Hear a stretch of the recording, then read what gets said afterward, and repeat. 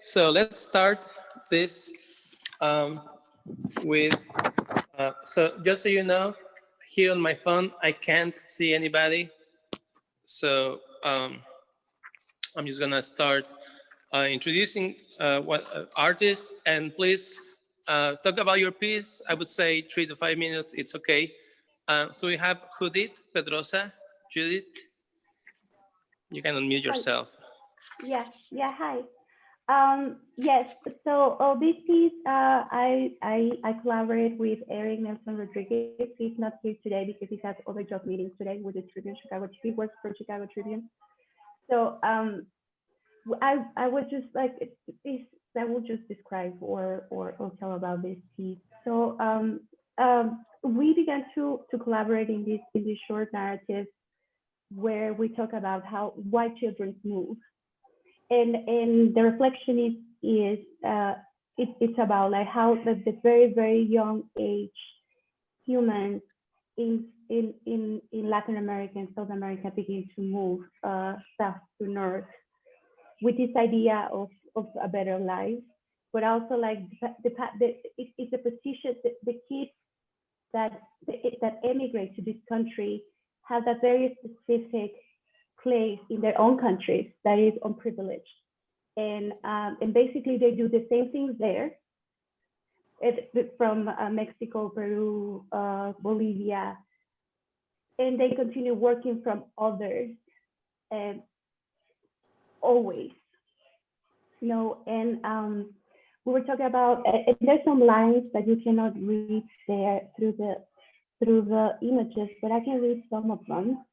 I will read very a small one. So why do children move? Displacement, poverty, danger, a lack of opportunities, but also families exist on both sides of the border as they have for generations to remain connected. The bodies are dispersed across the continent, south to north. Who are these children? These are those who left behind by the countries and by the new country on their sake of to live in, seeking the family who has been in the other side already. The ones behind kitchens, bathrooms, delivery trucks, farmlands, those who's serving your needs. And when I said this line, it's very specific for who I'm talking to, who I am talking to, and it's the privilege, the white or not white, or the privilege that these kids serve. And it was very important for me to follow this path of these kids, but also I'm not that, I don't consider myself an immigrant per se, but I am in some ways because I moved to this country in a very privileged way. First I have a visa, then I have a passport, then I have, and then now I'm American, and it was like very smooth path for me. But then I see my surroundings and with the people that have been work, I see the struggle, and I wanted to talk about this with this narrative. And Eric didn't give the illustrations. Then this other part of it is not connected with the same piece, but it's my drawings, and it's a jacket that called Ruby. That I don't think that it was like an amazing ending of that jacket, but it's to track all these objects for me that I have been holding. It has no value at all, any of these objects. It's a watch of my father, earrings that someone gave me in Oaxaca, some little pieces that I had for years, for more than 12 years living in this country. And I was thinking, like, why I'm keeping those? What is the affect of this object for me to keep? And I need to release myself of this. It was I need to let go all these memories that are in me, but that construct me in the path of moving. I began to move in the north too, from Mexico City to San Diego, and then even further to north, to Chicago. And the experiences as a Mexican, or coming from a very generous country, when you share, it's a lot of craziness in this place, but in a good way. People share, people communicate. There's a dialogue about race, there's a dialogue about races, and then just begin to move to the north when when the dialogue is very short. Even between Latinos, it's a fight, that, oh, you are Latino from Chicago or from California, and it's a lot of misunderstanding in between who, like the identities, who is who, and who defend what. I'm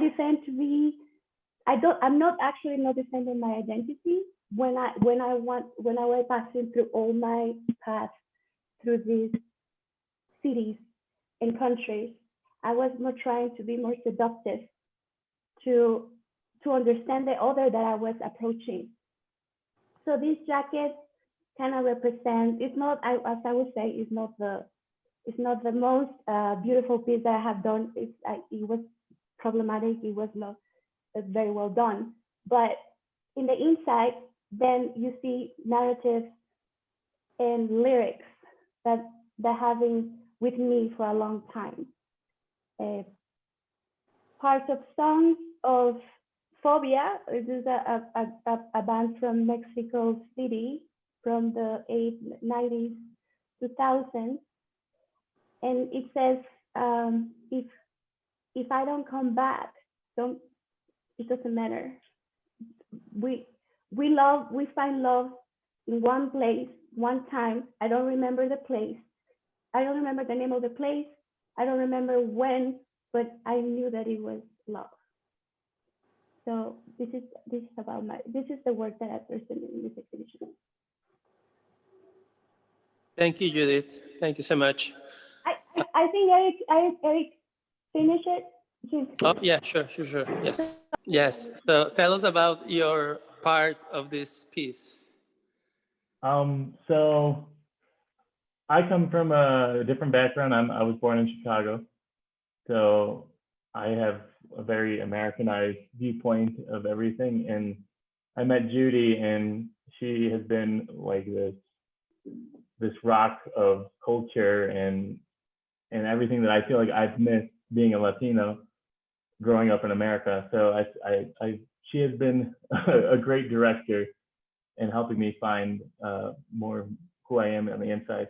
I have Puerto Rican roots, so I'm learning a lot about Mexico. We're actually in Mexico City now, and I think that this artwork I was trying to illustrate the connection that Mexico and Mexicans and Latinos have with Americans, and help Americans and privileged people have more of a wider perspective of how we're connected and how people are used. And I just want people to appreciate the people that work for them and just have more of a culture, a sharing culture, which is something that's severely lacking right now in America.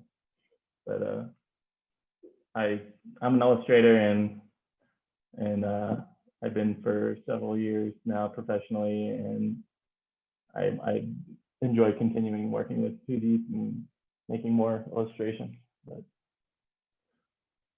that's my my part in all of this.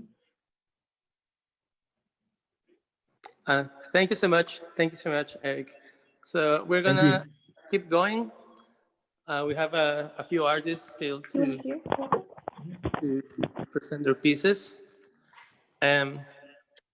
So right now, we are going to see Lorena Mostajo artwork. So Lorena, please unmute yourself. A year ago or a year and a half ago, I found these images in an archive of the special collections at UCSD. These images taken by two photographers from California who were visiting Tijuana and who were regulars in Tijuana and also in other border cities. And one of the images described the kind of things that people coming from the US could buy in Tijuana. And there was one that really fascinated me that said that young people used to come to Tijuana to get divorced and get married. And he wanted to make a catchy line for the newspaper. And so he suggested to the editor to title the photograph, "Is Tijuana a secret menace to marriage?" So, I wanted to kind of keep exploring this idea of what this imagination of tourism and objects that represent a nation, in this case Mexico, are. So what I did is I visited the los mercados de artesanías at the border in Tijuana. And I don't know if you've been, for those of you who have been there was an old market, and then they got rid of that market, and then there's still some market, but they relocated some of those stands to other part of the border. And you can go in, if you go to the Pet West, you can get into those little streets and get into the stands. So what I did is talk to the people who were selling these, kind of learn a little bit about how the distribution of these objects, the making of the objects. And what I did is acquire some of them and then play with how they look, assemble my own objects too. And with this idea of the chatke, I like that word in English, and so I'm new to the word, so if I'm mispronouncing chatke, but I like that, the concept of the object that might seem innocuous or just like a souvenir, but it's actually, it could be a really powerful object of meaning. So what I did was assemble these photographs with a look, like more a commercial look, more a pop look, rather than more Baroque, and also very simplified, as if we're looking at catalog of expensive objects, but also very kind of disembodied from their original meanings. So for example, next to that flower, which is a paper flower, there's the Los Aguacates de Oro. And Los Aguacates de Oro is just, you've seen over and over the advertisements about aguacates de Mexico. If you're going to do guacamole, that's buy this aguacate. So the idea was like they come in this very dark image, because we know that, in Michoacan, aguacates are the kind of the gold of the cartels. So it has, all this facade that the Mexican government, and that it also circulates in the culture about the objects that represent the nation are kind of, what I did is kind of I put them there, but also with a twist. And there's, la máscara del viejito, but then it's the hands of a white hand, a rich white hand. So it kind of brings the significance of that head becomes something else. And it reminds me that the famous painting, Baroque painting of who did this cutting the head. So I wanted to also reference that. Then the next one is the La Calaca de la Frontera, that has an LED light in the eye. And that, these are things that are playful to me, and that not necessarily I want the viewer to, guess what I'm trying to say, but that calaca, which is an unfinished calaca, usually they paint these calaveras with the teams, with the football teams, and you can buy your favorite football. So what I did was kind of, I kind of put it inside that the idea of surveillance, right? There's always, crossing the border is always showing your face, showing you have to be always you have to be scanned, you have to prove who you are, you have to show yourself. And then just so I don't speak a lot, at the end, there's la alcancía, el carrito that it's unfinished, and I got those los jarritos that are referencing also that photo in the past, and I assembled this sculpture with another jacket that I found. So yeah, so those are and this is part of a larger project of objects that I've been working on. So if you have any questions, I would love to answer. And it's very exciting that you're all seeing the exhibition, and this should be done with a glass of mezcal, or this would be the setting. But okay, we have this now. So anyway, thank you. Thank you, Lorena. And sorry, I did let people in, but I was muted, so I couldn't answer you.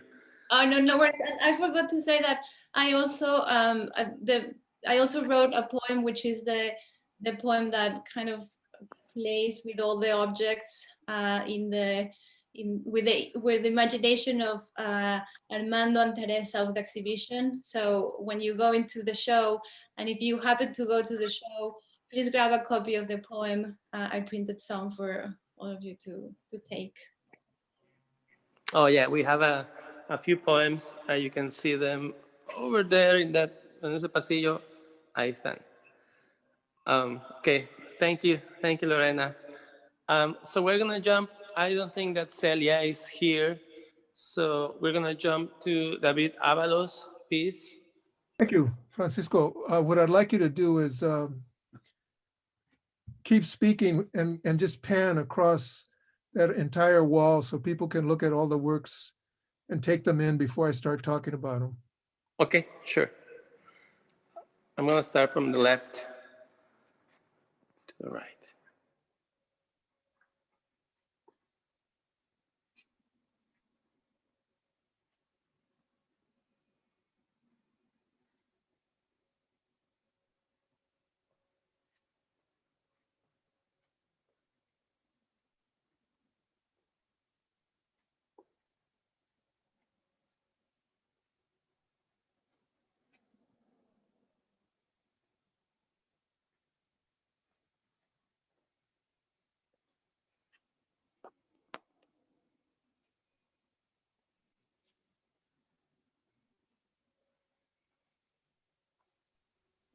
Okay, thank you very much, Francisco. It's a privilege to be here with all of you. I want to thank Teresa and Armando for all the work that they have done on this project, all the obstacles that they have faced and the challenges and the quick wit and resilience and response to what they've faced. I want to particularly say, I want to thank Armando for indicating that none of the artists in the exhibition are normal.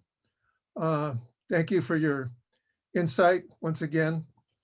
I think one of the great things about the project is that I've gotten to know people like Armando a lot better. I was aware of him, got to know him a lot better, and have developed a lot of respect and trust and even love. Yes, Armando, tú eres mi otro yo. So I think it's fitting that my work is being shown after Lorena, because if you look behind me, you can see that I too play with tchotchkes. One of the things that got me into making the kind of art that I do, this assemblage art,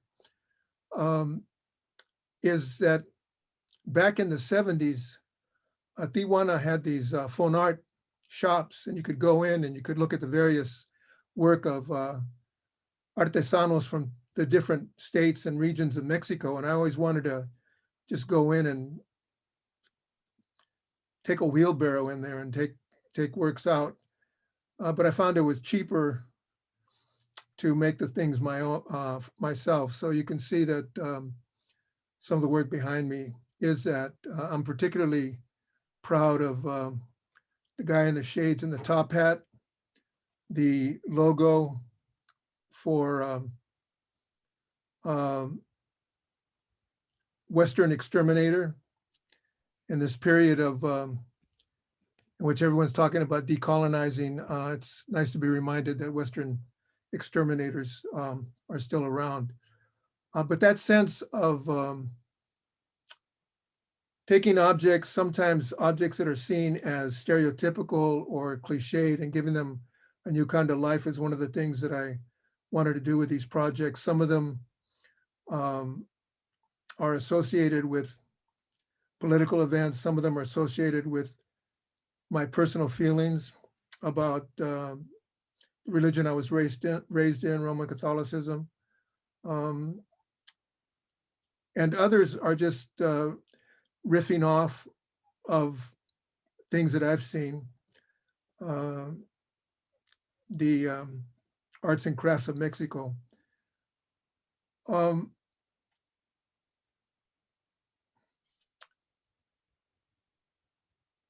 I'm not, it's very, I guess there's no way for me to talk while people are actually looking at a particular piece. You can tell me which piece you want me to zoom in. Okay, zoom into the piece below the calavera. The Okay, yeah, there's a nopal in the gun. Okay, so we can go back and forth. When I'm silent, if you would speak, Francisco, then we can have a look at it. So this was a piece that I created after 1985. In 1985, a child, a 12-year-old by the name of Humberto Carrillo, was standing in Tijuana's Colonia Libertad. And at that time, there wasn't this triple fence. There was just a single chain link fence.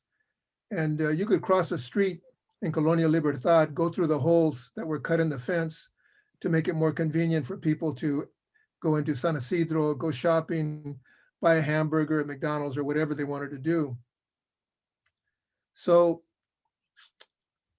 back in 1985, a Border Patrol agent by the name of Cole shot into Mexico, and he shot Humberto Carrillo in the back. He didn't kill him, but he wounded him gravely. And there was a number of amazing things about that incident.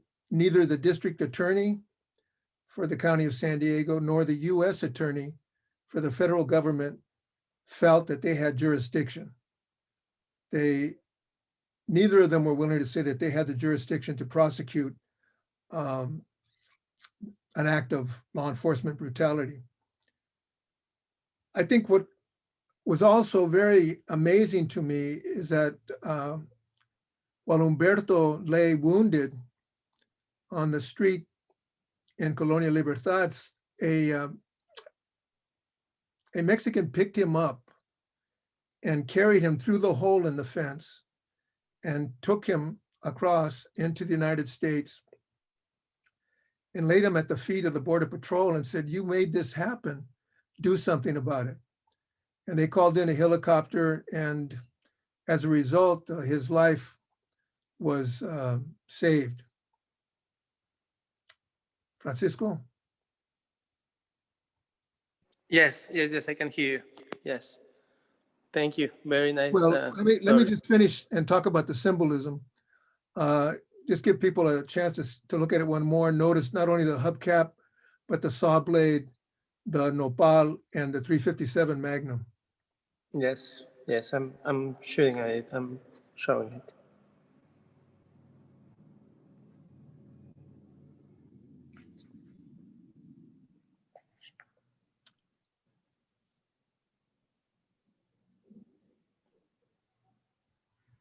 So I love using hubcaps because they're a wonderful framing device. I like using saw blades because of their dual nature. On the one hand, they're circular, which is a symbol of unity. And on the other hand, functionally, they're a saw blade, which is a symbol of well, not a symbol, but it's an instrument of disunity. You use a saw to cut things apart. So I like the dual nature of the saw blade, that duality of both possibilities present, unity and separation. And I think it has a lot to do with the border. I use the nopal as a symbol of Mexican people. I know that political cartoonists in Mexico for decades, if not centuries, have used the nopal and the maguey as symbols for the Mexican people, able to survive in harsh conditions, and so rich in what they have to offer to people. You can derive pulque, you can derive tequila, you can derive fiber for making mats, for making clothing, but it has medicinal properties as well. And so that, if you zoom in one more time, and I want people to look at the spine from the nopal that's growing through the cylinder of the 357 Magnum. Yes. Okay, so here you have the nopal representing Mexican people, representing immigrant labor, and you have the 357 Magnum, which is a handgun that has a cylinder. So the cylinder has to turn in order for the handgun to be functional. And here you have the symbol of immigrant labor growing a spine through the cylinder, rendering the handgun, which represents US immigration policy, inoperable. So that particular hubcap, the one that's owned by my sister Peggy, is a sculpture looking for a miracle. And that miracle is that one day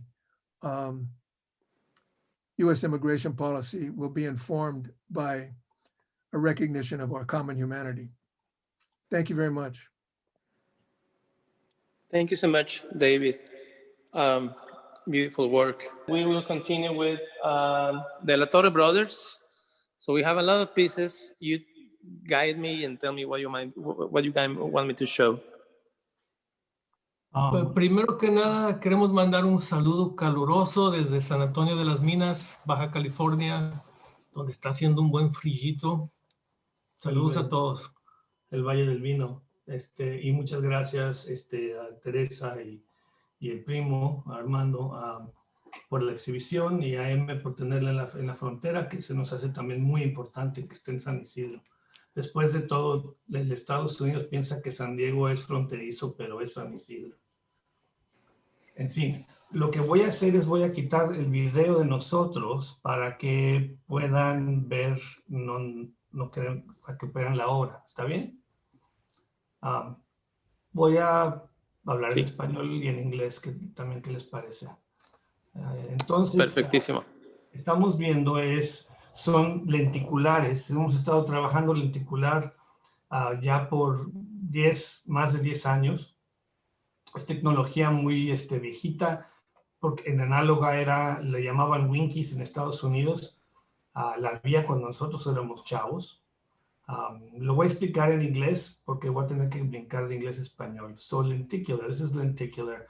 This is an old technology that in analog, what it is taking two images, cutting them into little thin strips, interlacing the two images, and then there's a lens in front of them that acts like a parallax blocker, meaning you see one or you see the other.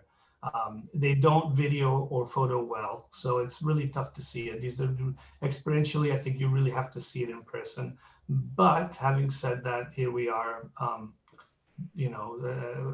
Francisco is doing a good job showing us that you have to move around sideways in order to see that, because the parallax blocker works vertically only, not horizontally. So you have to move sideways. So this is a diptych. Is the old border in San Ysidro. So in this side is the Tijuana side. So this is the delicious tripita going into the border as the líneas. And in the next, in the companion piece of the diptych, the pieces are processed. So everything is processed food and packaged as you would see it in the US. And the piece is called The Jungle, just like the Upton Sinclair's novel of the meat packing industry in Chicago. So the idea is that if you pass, because let's talk about it being passing the border is a pass, right? White passing. There's all kinds of passing as a metaphor for many things. The idea that you can be this tripita, which is rica tripita, but there's also kind of a dirty pancita kind of a feel to it, right? And so once you get sanitized, you pass the filter. you become packaged and sanitized, ready for consumption into these wonderful hills of ground meat and flowers. We used the Disneyland analogies because we were part of the exhibition in the last LA that had to do with that Ruben Ortiz Torres put together, that had to do with images having to do with Disneyland. So that's why there's all of that. Because for us, after all, going to the United States was going to, Gringolandia, which was Disneylandia. It's like, this is the land of milk and honey, right? Again, the metaphors are all over the place, and we've always made work that could have a political angle, you might say. We can jump to the next piece if you wish. So this is the border cutting right across the middle. On the bottom is Tijuana, on the top is San Ysidro, and is the heart palpitating with the blood flowing. It's a piece about connectivity. The blood that keeps us going in San Diego also comes from Tijuana. So the major arteries that are going up there in the aorta, all that is basically the border crossing and the major arteries, both in San Ysidro and going down into Tijuana. Those are aerial pictures of San Ysidro right there that we're looking at. So that the border is a suture. You can see that it's sort of like a very heavily sewn together fabric. Of course, we're using tacky metaphors, I know, but hey, talking about the border is difficult, I think, because it's so much has been said about the injustice of the border, but it's hard to say something new and fresh, because the border also has a lot of dynamism and vitality that is not talked about in commonly in the media. There is a lot more stories than just immigrants that are looking for a job. There's all kinds of immigrants from all over the world that end up in the border trying to cross, like the Haitians, for instance, that were a famous case a few years back, and right now are assimilated into parts of Tijuana. There's a lot of beautiful, beautiful stories about the border, no matter how wild of frontier land that it may be. Okay, we move up to the next piece. So We have two sculptures here. okay, Yeah. so we have a background in glass blowing, so we're rooted in a craft process, just like David Avalos talks about fine art influencing his work. It deeply influenced our work. Absolutely. Because fine art used to have this curated collection of Mexican crafts that influence us, and I think the way we work sculpture has a lot to do with that, even though we're products of American art schools.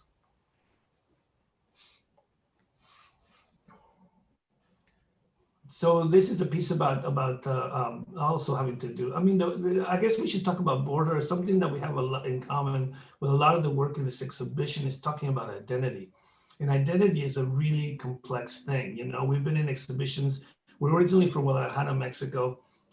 We went to high school and university in Southern California. We are Mexican passing, we are American passing, we're Chicano passing, and it's like, what is all this? What does any of this mean? At what point do you identify yourself with, there's so many layers to the dialogue of identity, and the border is a great example of how these layers happen. I mean, the magnetic currents as a construct has to do with the way that the magnets kind of align in all of these ferrous material. I remember I really love that about what you guys wrote on the idea of the border as a magnet in a field, and polarizing at the same time. And I think that we have worked a while with that idea of identity, because we have always been the identity seen identity as a yes, we can be Mexican, we can be American, we can be Chicano, we can be, border artists, but nothing we do is entirely any one of those things. So because we can have been in the show of Made in California in LACMA, well, that's part of what we do, but that's not everything we do. We don't that identify. This piece, by the way, vamos a dormir, is what it says on her forehead, and this is the invitation. So la pelona te está invitando a dormir, which is very sexy, but it might be deadly. And there's a cobweb on it. It's cool. It goes really well with it. ¿Algo más que quieres decir? I think we can elaborate endlessly about the border. As it was said before, that it all needs to be elaborated with a glass of mezcal. But there's, like we all have a ton to say about our experience in the border. Yeah. We like to joke that when you cross the border, you take one brain and you put another, because you really do become a different person once you cross the border. You feel differently and you act differently. So that dichotomy is something that you have to constantly live, and somehow it has to find itself into our art, all of us. And I think it's not always the easiest thing, but it's a wonderful struggle, I think, a wonderful challenge. Yeah, it's the old insider outsider. You know, you're looking through the fishbowl, and which side is your fishbowl? Which side is your lens? And I think that the border has a wonderful dynamic, because you can be on both sides, or those who can be on both sides can be on both sides. I guess that's a better way to put it. Anyway, we'll keep it brief. Cheers. And we're flattered to be alongside wonderful artists. It's a great show. Thank you so much. Thank you, Einar. Thank you, James. So right now we're gonna go with Hilda Posada. So Hilda, please unmute yourself. Hi everyone. I'm Gilda, whatever, however you want to pronounce it. Thank you for allowing me to be here and be part of this show. So, Chicana printmaker, yes, we still exist. It's very exciting for me to be here and show my work alongside a lot of you folks.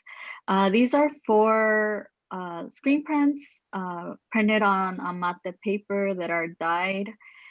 They are a little bit metallic, so I think the light is hitting it a little bit weird. Usually I display them within the same distance. So the mother and the baby are 2 separate pieces that do separate right at the little rebozo area, which they carry. This is, of course, about family separations and the continuous harm and genocidal tactics that settler colonial governments continue to put onto indigenous peoples from this hemisphere. Myself, right? My mother comes from Mexico, migrated here in the 80s, and my father came from El Salvador, fleeing the war.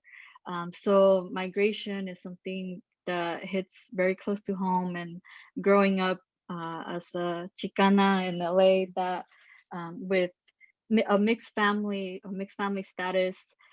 For me, my work has always been about abolishing borders and the abolition of just settler colonial ideologies, whether that's citizenship or even allophobic, homophobia, racism, all of the toxic things that are embedded and replicated within our own culture. This is about that. This is also a prayer more than anything for the families who are separated because of these colonial policies. I think in the least bit is what we can offer if we can destroy physically the detention centers that are active with our tax dollars and the continuous militarization harm that continues to be put upon them. And so you see the Coatlicue on the right side, which is that image printed in the silver. And then on the left side is La Virgen de Guadalupe. This is very intentional also because I wanted to give an offering to our mothers, right? We often talk about our sacred mothers and being raised Catholic, no longer practicing, but still very culturally embedded within our community. This is something, right, that my family always goes to seek solstice, refuge, right, from all the trauma and the harm. Offering prayers is something that we do. And so I wanted to offer that as a tribute to my own family practice. But in terms of me, right, being a detribalized Chicana, Indigena on the path of decolonization, I also, right, try to embrace and embark in ceremonies that look beyond the colonial and reclaim these practices that have to do with our matriarchal lineages. So in many ways, this is also a tribute to our strong matriarchs who have taken care of us despite 500 years plus of colonialism, and have given everything they have to, right, give us everything on their back, quite literally, to ensure that we thrive and that we continue to be here for the futures that are to come. Thank you. Thank you so much, Gilda. Thank you so much. Well, thank you, everybody. Let's continue with Griselda. Griselda Rosas, please unmute yourself. Okay, hi everybody. Thank you so much for inviting me and be part of this exhibit. I'm very glad to be here tonight. And I'll be kind of short with my description. I will start by saying, for me, it's really important to look into materials. So I like to research materials, and then materials should have a meaning for me. So I made this piece about almost 2.5, almost 3 years ago for Bread and Salt. I had a solo show at Bread and Salt, and they were at the moment where they were demolishing the last room in my grandma's house in Tijuana. So my grandma arrived in Tijuana in the 1930s. So I am a second generation Tijuana, which is very strange because most people from Tijuana are not from Tijuana, but I am from Tijuana and my family too. So she constructed this little house in Colonia del Rio, which is close to the border. And I took some of the varilla, I don't know the word varilla in English. Rebar. Rebar. So I took some of the rebar from the los cimientos. I forgot. The foundations. foundation. Así en Spanglish, está bien. So I took some of the rebar and the wood also from her house. So I make these new entities. I make these cone entities to like paraphrase what's in a Bread and Salt with the flower solars. So I reconstruct those are her tiles from her house. And I make these new entities. And then she also had a lot of slingshots in her house. These are not from her house. I bought them at Mercado Hidalgo. And then it reminded me of these little like basket weavings almost with slingshots that she used to conclude. So they're like long handmade slingshots, creating these like kind of connections with geography and space and family and memory. So that's it. Nice. Thank you so much. We said that. Yeah, so I'm just going to give it a full image. It's a very, very big sculpture. It's literally from ceiling to floor. Thank you so much. All right, so I'm going to give a little video tour of the other pieces.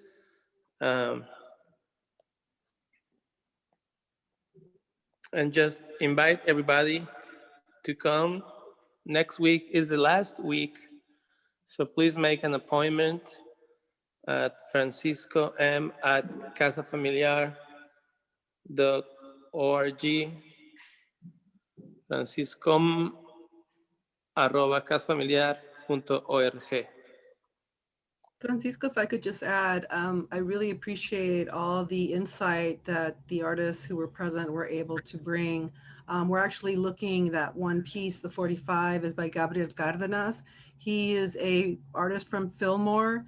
He just got his MFA in the region. He's a young artist and scholar who's very active in service to his community. And so what I really appreciated of this show is that it was able to bring so many different artists at different levels of their career who work with different issues, topics, materiality, but all affected by our place along borderlands and the narratives that come from there. And Lorena, your poem certainly set the tone. And maybe you could share or read your poem for us as Francisco kind of shows us around the work. There are so many things to talk about, but I just want to draw attention to the purpose of the show, or the ideas behind the show were to tease out, right, the diversity, the richness around not only art making materiality, but also geography, identity, exploration, challenges, just our even everyday experiences. And so the diversity of art and artists was intentional, but there are certainly many intersections, right, where we come together. And so hopefully more of that will be visible as well. As I mentioned, there will be a website launched where you will see more videos of the installation at CSU Channel Islands, again, where the show was first installed. So there will be more to see, but thank you so much. Thank you so much. Lorena, Yes. si quieres leer el poema, podemos terminar con eso.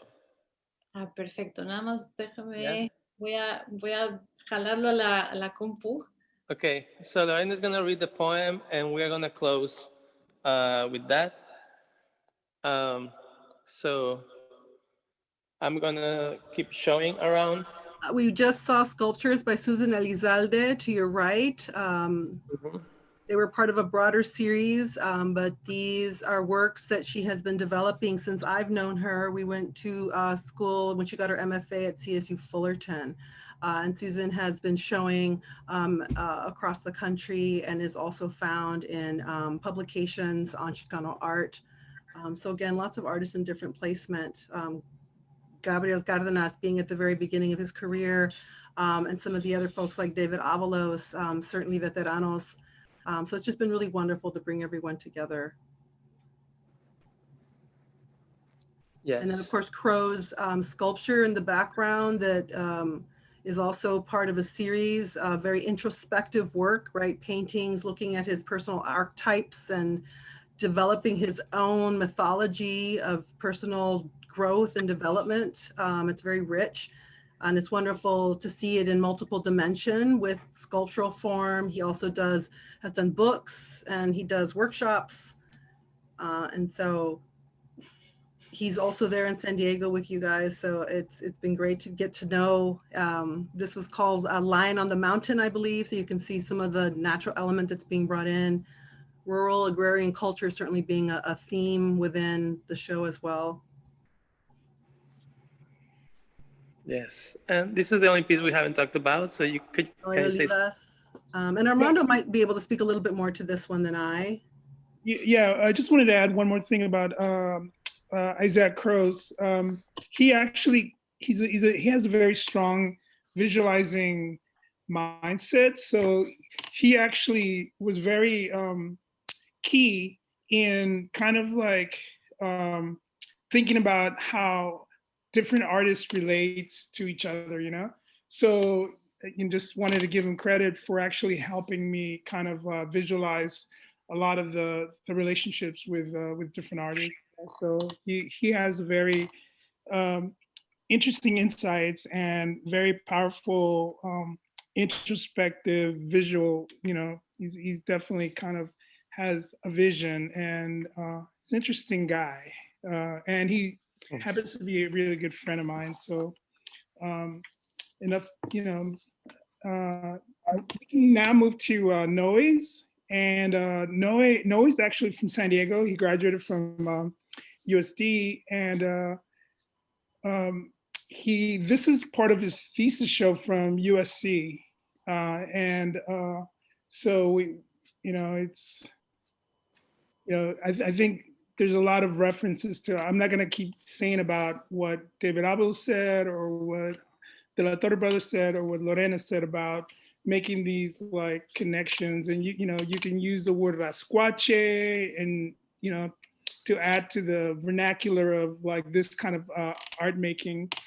But then this is the photograph you're seeing is now the documentation of him bringing the artwork to install. So, you know, taking both this very kind of like rascuache style of making art, but then integrating it in a conceptual framework through photography and documentation of performance. So you could see that that's kind of like a lot, you know, we could all relate as makers to these processes, and him choosing to do that. And then we have the actual mats that he printed from his dad's car that he gave him, which kind of like, they look like a really nice modernist kind of relief of sorts. And I think those are really, really wonderful.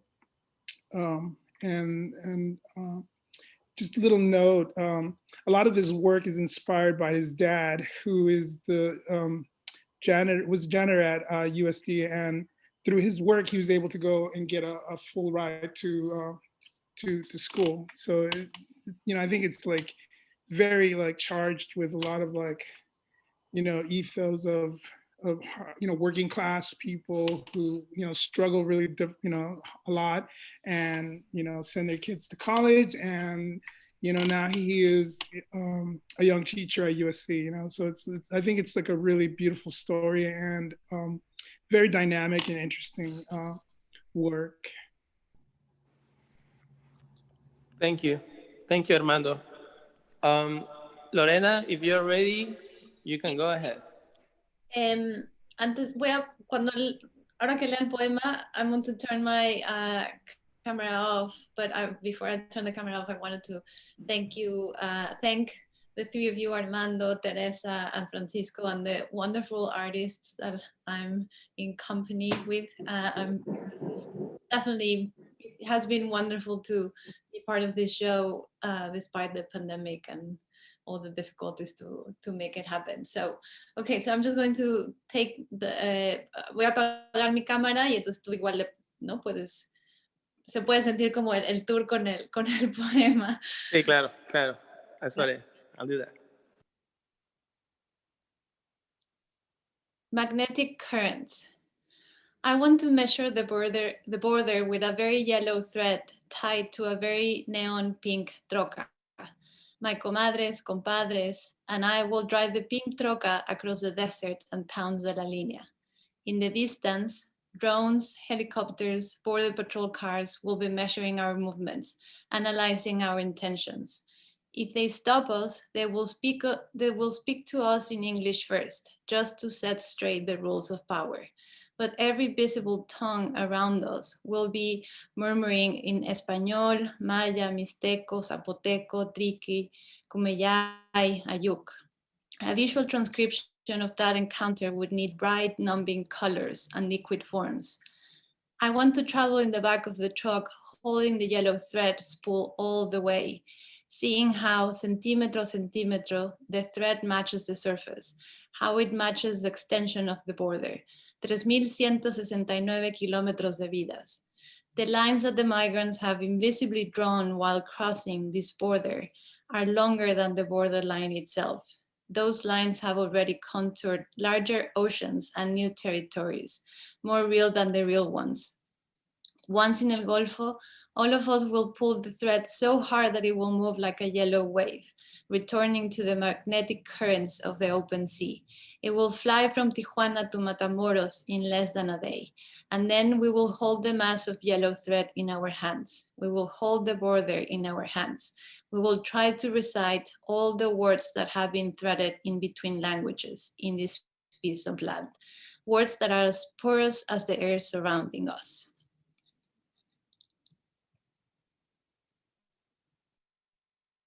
Okay. Thank you so much. This has been amazing. Thank you so much, everybody. I'm gonna finish this session now. So I'm gonna walk to my computer and just end the meeting for everybody. It's been a pleasure. Let me show my video just to say goodbye to everybody. Thank you so much. Be in touch soon. I'm gonna post this video probably next day so we can share it with everybody as well. And I love you. Okay, Take care. gracias, Francisco. Gracias. Great. Okay, Thanks, everyone. okay. Bye bye. Ciao.